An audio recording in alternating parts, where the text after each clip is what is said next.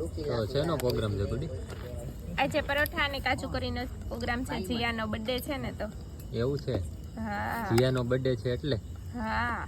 જીયા તરફથી પાર્ટી છે ને? જીયા તરફથી પાર્ટી છે. આ બાજુ આવી તરીકે આમાં દેખાતું નથી. અંધારું થાય. તો શાક શેનું શેનું છે? આજે શાક છે કાજુ કરીનું ને પનીર ટીકાનું શાક છે. પરોઠા છે. મમ્મી થેપલા શેકે, પરોઠા શેકે છે.